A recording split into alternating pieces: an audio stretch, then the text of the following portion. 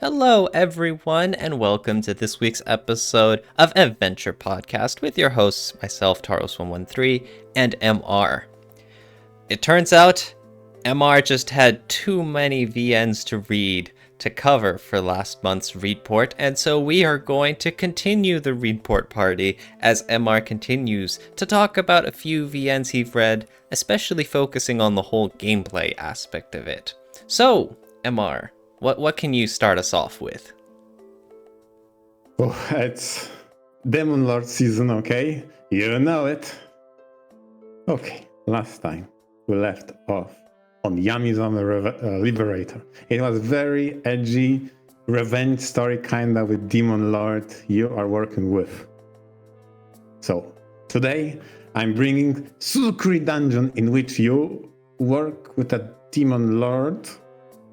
Okay. So what sets this one apart is the setting is the ultimate non-edgy story you can think of.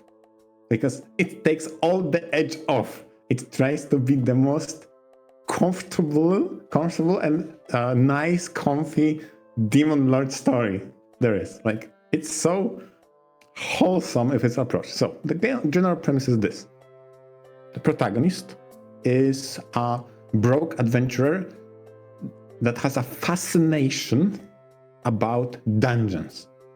He loves dungeons, he loves the concept of dungeons, he loves the idea of exploring the unknown and figuring how traps work in the dungeon. So it just so happens that he gets recruited by a demon to help revive a demon lord by constructing the best and the baddest dungeon there is. And that's how the story begins. And it's so really wholesome and funny at the same time. Because the recruitment process uses so many of a typical sales pitches and sales tactics. It's just fantastic how he gets gets to be the dungeon manager, in which you have a sales representative of a Jingushka company incorporated, which sells traps. So he gets first, offers, look at our catalog. He looks at it and everything is super expensive. And then she's like, yeah, okay, that's maybe too much of a budget. Here, have this one. Okay, he opens that up. Oh, that's so cool. Wait a moment, I won't get tricked out. You specifically showed me the more expensive stuff first, so now this looks way more manageable. And I was dying laughing. It was so funny. So, basically. But yeah, in general, you're mentioning that this is a typical fantasy world, but it's ruled by a demon lord, and yet it's kind of the most lighthearted, easygoing environment you've seen out of your title so far. Is that right? It's a setting that has a demon lord as a concept that have ruled in the past.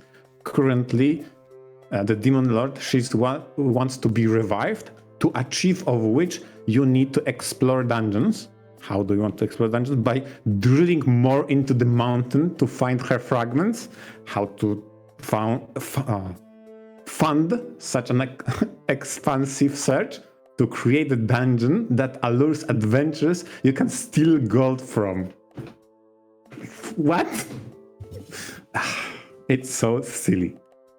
So basically, the main role, in addition to be dungeon manager, of setting all the trap, making elaborate schemes, all the tunnels, all the encounters, you also work in advertising. So you venture to villages and whisper, hey, there's a good, cool dungeon you can get rich quick. Come and visit.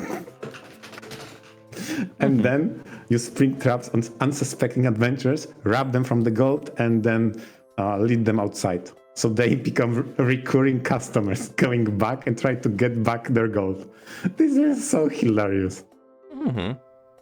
Structuring it so that, it becomes a challenge. You're setting up a dungeon, and every time they fail, they get kicked out. And of course, naturally, anytime you, the player, is going to play a game where you explore a dungeon and you fail, you're going to come back determined more than ever, right? Exactly. As long as, which is hilariously something in the gameplay cycle I'll come to, as long as it's fun to explore. So you need to keep people excited and entertained. So a lot of dungeon traps and or rooms have to have a high enough fun value for them to want to visit again.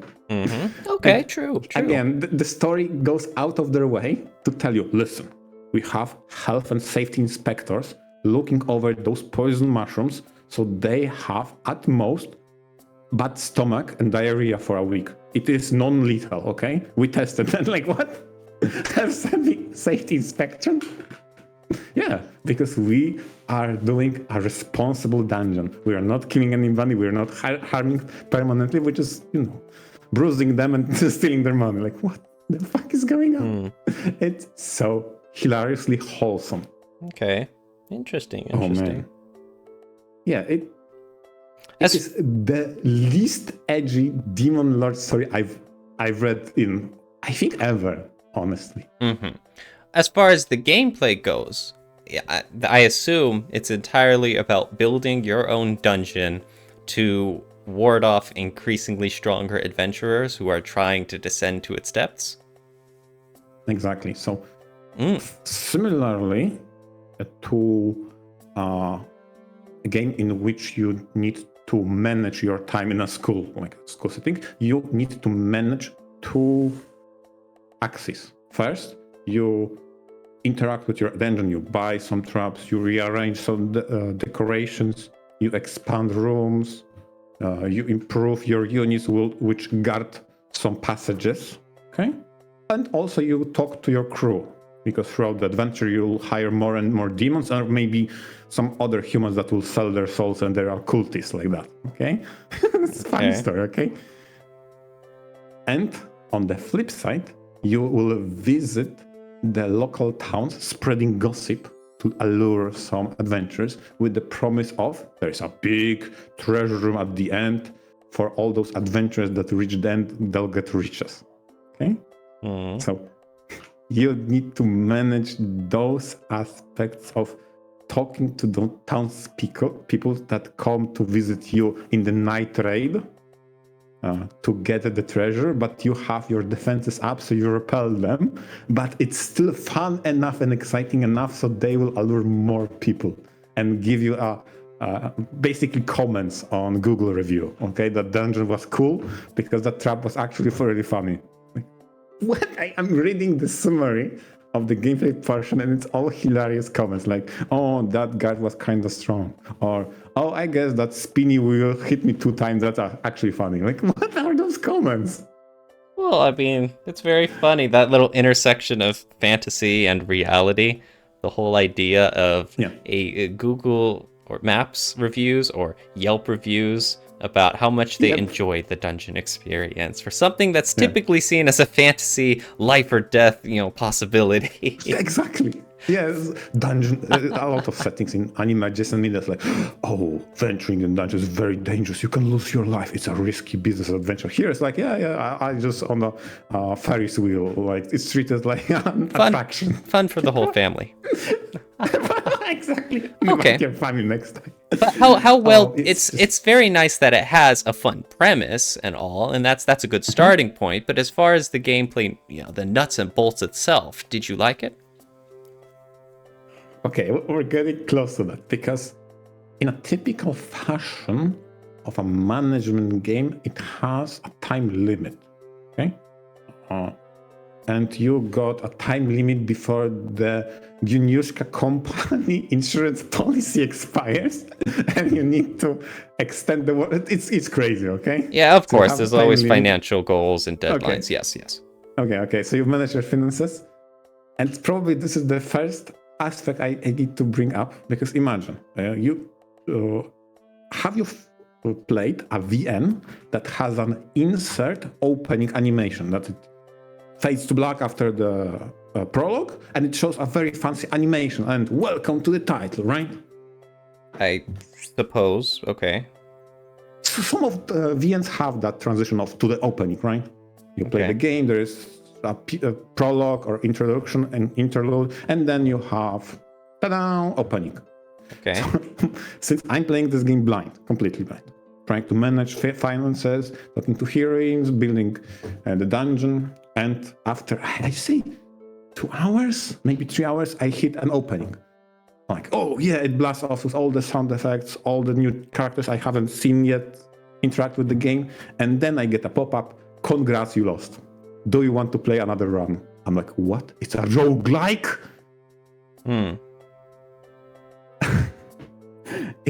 The genre of this game is a roguelike with roguelite elements. So you take the progress of your dungeon to the next run and you start again. Okay. Man, it's so arbitrarily annoying how much you need to keep on grinding until there is a gear check of levels that stops you from progressing the story until you grind enough to get past that. Oh my god, that was so annoying. In addition to, imagine this, right? You have a day-night cycle, right? Sure. So you prepare in the day, you face off adventures in the night, and then you have a post-adventure evaluation talking with your team. Like, for example, oh, we found out that some adventurers didn't know where there weren't toilets, so they they piss on the walls. Should we build toilets? Like, okay, funny dialogue, okay, after the story. But because you keep resetting the game, it's so annoying to keep track of which dialogue has transpired in which run of the game. And after a while, the game shows you that the advancement of advertising to nearby cities starts skipping progress, so it remembers the previous loop progress. It's so confusing. Why the hell did you make a VN roguelike? Or roguelite, I guess, with the permanence. And can't you skip red dialogue? Yeah, I can, but think about this. If you can skip the dialogue in between sections, right? Then you tell me, out of 5 interactions I skipped, which were the ones that repeated in this run? Are they relevant, or none of them are relevant? And they are just throwaway gags. I'm sorry, you would skip the previously read dialogue, which meant it would kind of be irrelevant, right? Exactly. But think about this. If you have a common route in a typical VM, the common route will always, majority of the time, have 90% or maybe even more commonalities, right? Before the heroine route. Yes. Maybe there are some splits, maybe there aren't. Okay? But now, imagine if there is a counter that says, in this game, there's some arbitrary counter that gates you for a heroine split or an ending, okay? And you are gated by the fact you have a time limit until you reach it. The faster you do, the easier it is to progress. You gain extra days or extended warranty, whatever. Before that point starts, you normally see 10 interactions. Okay, on the new game plus 3, you've seen 3 of them. Where the 7 none doesn't matter? I mean, is banter between characters and their interaction just pointless? Well, no, so you already saw it. Yeah, but they didn't happen this run. Yeah. So that means they are pointless. They don't do affection, they do not measure interaction between characters, they don't develop in that run. They develop in your mind as a being that transcends runs or time loops. You person reader, you've seen those interactions, but they didn't happen in this run. I kind of, because the whole point of a roguelike is the repeated content. It's about seeing the big picture instead of, I guess you could say, a typical VN mindset of, we got to get it all going, all stuff together in this one run. Fair enough, but that meant majority of interactions and talks with your crew just were pointless, I'll be honest. Because I don't really like that whole word, saying that it's pointless. Like, it is. It still shows you, like, the relationships. It still shows you the humor involved. It still adds a bit of levity to the scene to break up the same old gameplay mindset. I don't But know. I in don't think a- that saying that, oh, well, it's non-canon in this route. No, that's taking it too far. Uh-huh. I don't Fair think the enough, whole but idea of canon really applies. I'll say this. From my perspective, when I aimed at a specific hero, because this game has a lot of endings, way too many, like 13 or more. 14 in total? Oh my, there's so many endings, okay? Crazy amount. And I wanted to gather all those character interactions, and me skipping them because I reached a certain turning point faster, and all of those previous was skippable, and now you entered another chapter or arc. Henceforth, you skip over the previous ones. I mean, not as in skip, you skip the text. No, they didn't happen.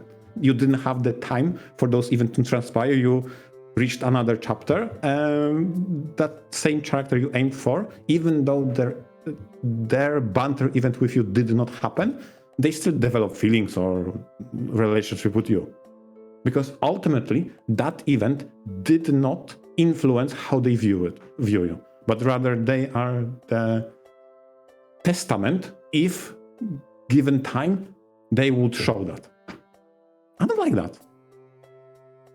And yes, that's the argument of canonicity, like you mentioned before. And I just didn't like that there's so many banters that is skippable, not from the standpoint as I've already read it, so I skipped the text, but rather they didn't have the chance to trigger. Because apparently this game also runs off random events. So whenever you you venture to the town, you random from the pool of events to be fired. And then something happens majority of the time, advances the story, unless chapter is not yet ready to advance. So generic event is played instead. Super weird. This game was very huge for all the wrong reasons, in my opinion. It was bloated in weird places. I'll give you an example. Well, hold up. You've only ever described this one problem you've had, that of some stuff not happening every route. What other issues did you have with the game? And that's the example I want to bring. Well, let's explain it first. Yeah. Yeah. So you create your dungeon, okay? And in a typical anime fashion, you recruit people to your team, okay?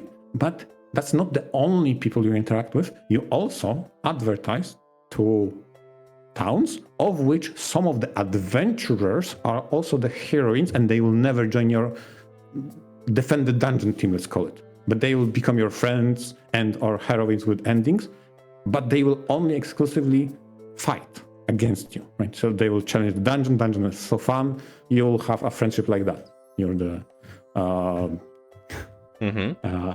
can I say? You will provide them with the a Ferris wheel attraction, and they will keep coming back, and that's how the friendship will develop. Okay, fine.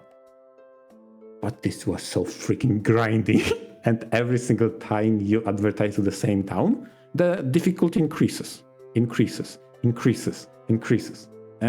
it reaches a point again. You have a level and gear check that will end your run depending on your preparedness. And the loose condition for game over is if you fail to defend the dungeon, like I think 3 times, you get a game over.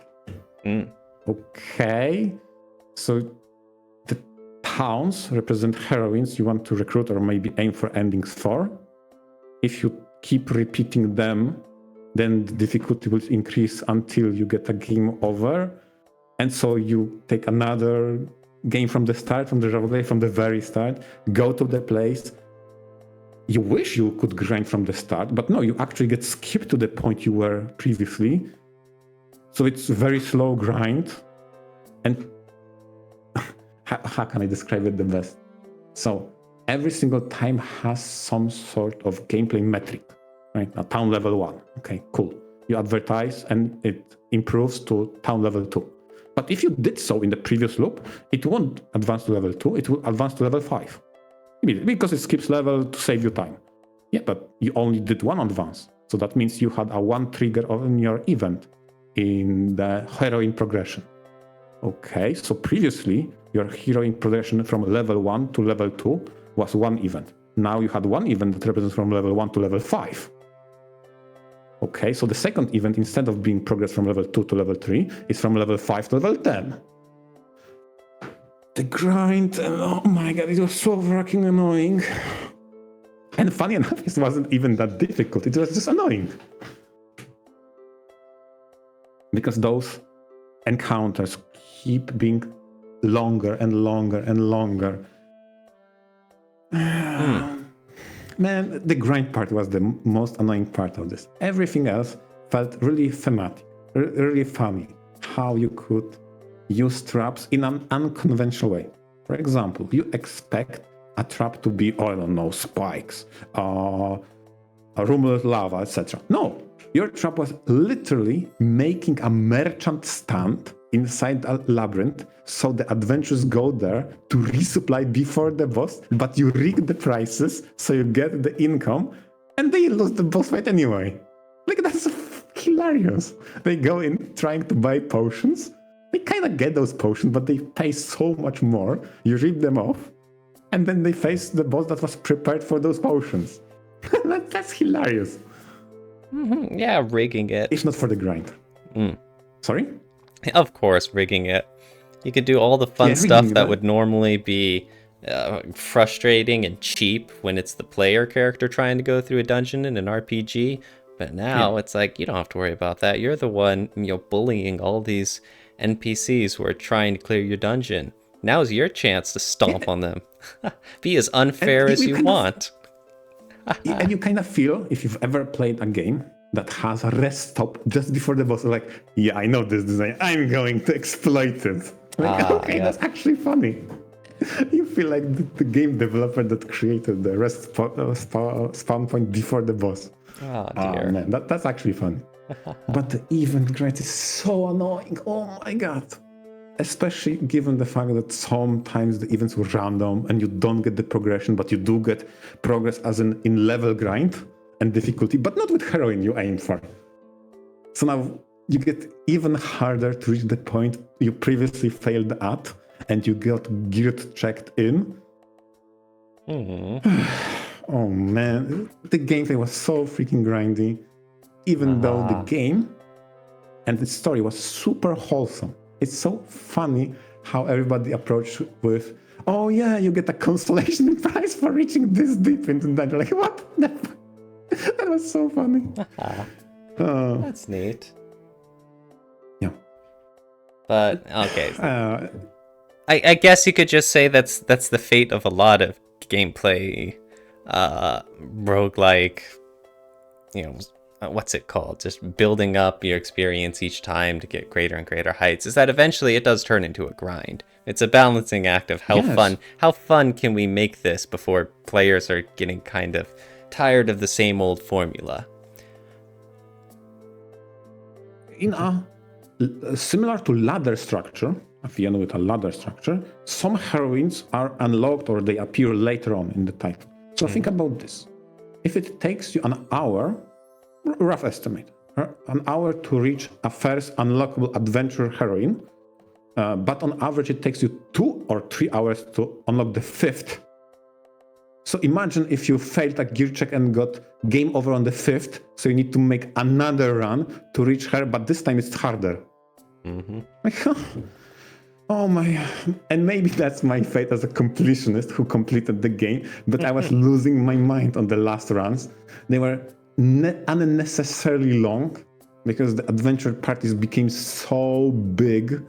So I had to prepare huge dungeons. I had to monitor them constantly to fire traps or fire character abilities on the important moment. I'm like, Jesus Christ, can I get a progress in this character because she's actually fun and I want to see the interaction, how funny it is.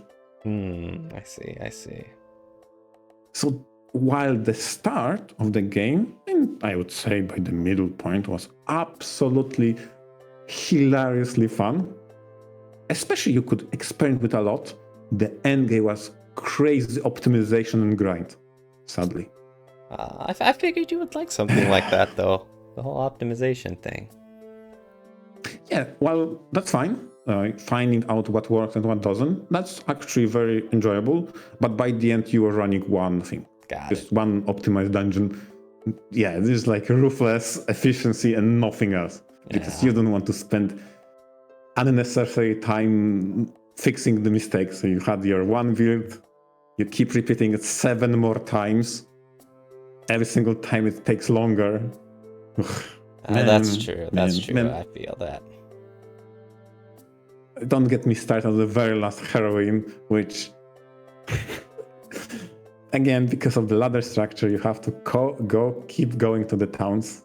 And just because the last heroine is after the previous heroine, of which you have to go through all the events first. So you have to run the gacha of her events first to completion before you unlock the new character that has a gacha for her. Oh my god, no. Man. And I use the word gacha loosely. I mean, from the pool of available events that progress that particular town, you may or may not random the one you actually wanted. It was an ordeal. Definitely the humor, the wholesomeness was the standout. And the first character, the demon that recruited you, that she was the salesperson, Fu, she was absolutely amazing. She was such a hilariously coy and clever person that tried to make profit and make bank on every opportunity. That was just hilarious. Every single time I was dying laughing. What's her next crazy money scheme? Oh my gosh. Okay. That was just funny. Especially since she had a super cool vibe with the protagonist, because yes, she wanted profits, and yes, he wanted a great dungeon. She kind of tried to scam him some way on the deals. He pushed her back when he discovered what's what, etc. Like, that was good back and forth banter. I loved it. That was amazing. Nice. Overall, did you enjoy or dislike Suzukuri Dungeon? I think I enjoyed it, but the grind, it got me a few days, okay? Fair it got enough. to me under my skin. Yeah, that's So totally I had to understandable. quit on that day and said, okay, tomorrow, this game is funny. This game is so hilariously funny. Let's not end the playthrough angry today. Oh, So dear. go away for today, right? That was not the point of this title. Okay. Well, what else have you been up to, though? Because as all of these titles you've read, all of these gameplay VNs you've read, that still isn't the end. It's been a busy month for you, huh? It isn't. So it's the last one. So this one I have not yet finished. I'm currently reading. It's Beat Valkyrie IXSeal. Okay, we go back to Alisoft. So this is a title by Alisoft, but it's one of those, let's say, less known series. They are the most known for Run series, and this Beat Warrior series is like I don't know, I wouldn't call it a spin-off, but a different series within the Alisoft, like a Series B, maybe even Series C after Evenico. It's very interesting. The setup for this is you play from the perspective of a protagonist who knows he's a reincarnation of Demon Lord. Obviously, okay? It's another Demon Lord title, okay? Fine. Get used to that. But I promise, the last one, okay? So, in a very Alisoft-like, Rams adjacent style, it's a protagonist with a little bit of an edge to him, as in he talks about his nerdy topics and his biggest plan as a demon lord that will take over the world. He will make wearing bloomers in school mandatory. That's it, yeah. And obviously, every single Friday, when they release Eroge, it's day off. So you can celebrate. Understandable. That's his grand design. Good for him. Please move along. Yeah. So there is some silliness and unprecedented edge of how he likes his hobby and talks all about Eroge and funny VN tropes. Okay, that's hilarious. And the game starts with a prologue in which there is a coming day, the promised day in which he gets his powers back. As a demon lord, he will reincarnate and he will take over the world. So he overslept, okay? Oh, no. Okay, cool, great. So he's running late on his own ascension to godhood. Hijinks ensue, and ultimately his second in command betrays him, and therefore, in order to fight the usurper who took away his bloomers and Erogedae, he joins forces with the angels, the descendants from the heavens, to defend the humanity, and now they have a truce between the angels and the not yet fully reincarnated demon king who lost his power because someone stole it from him. The game begins. Really silly. Really silly. And how can I say it? As a member of Beat Warrior series, it has a certain training / management system that is fueled by nuking, okay? So every single title they find an excuse. For example, in the first Beat Blades Haruka, the theme was more about ninjas and fighting evil organization as ninjas. Again, kind of same beats. The second title was sci-fi, Alien Invasion. Again, similar management style, etc. Here you have angels versus demons, and you need to transfer mana to your Valkyries so they have power to fight. And for those who know what transfer mana means in Fateverse, the similar thing happens here. You need a direct connection, let's say, and the man connects with the woman and they connect and transfer mana that way, okay? Yay. But they play it for laughs so hard. You literally have a menu. You can use, let's go H. But the Valkyrie is so embarrassed, they say, no, this is unacceptable. Let's change the name. It's Dark Guidance. And then your UI changes to reflect that. Because the original name was too embarrassing to say. Okay. And as for the gameplay in this title, what are you seeing? It's all about managing points from the Dark Guidance, or dark points you spend using skills to defeat the enemies. You have to manage stats to have enough attack, defend. Honestly, it's pretty basic, if I'm honest. It's kind of basic 1v1, more or less, encounters in which you compare stats, use abilities, expend points, then during the day you replenish points. Nothing wrong with that. That's the gameplay loop. Nothing wrong with that. Like I said, I haven't yet finished that title. I'm still reading. I've recently reached a chapter in which you get a second Valkyria in your command. That's the name for the angels. They call Valkyries, okay? And you have to manage the team of 2 of them. And I see there's some skills you can help the other team member, and there's some interactions with that. Okay, it's ramps up slightly, but so far it's a very basic, have an RPG elements of stats, not levels though. So you have characters defined by attack, defend, evasion, and then you have abilities that require certain points, and every single point you need Dark Guidance to get. Yes. And that's the gameplay loop. You guide them with your dark powers in nightly activities, you expend some points, you fight some bad demons that took over Earth, and that's it. That's it. Okay. So far, it slowly ramps up, because like I said, now that you have 2 party members, finally you have more interaction than just smack. That's it. Finally you have some maybe help, cover, guard, etc. Okay, it slowly ramps up. Okay, I see nothing wrong with that. I think when it comes to Beat series of title, the highlight is always the antagonists. So I want to go slightly back to reference the previous titles. In the previous titles, they had some sort of evil organization and the various small minions that were villain of the week, kind of like a Power Ranger style.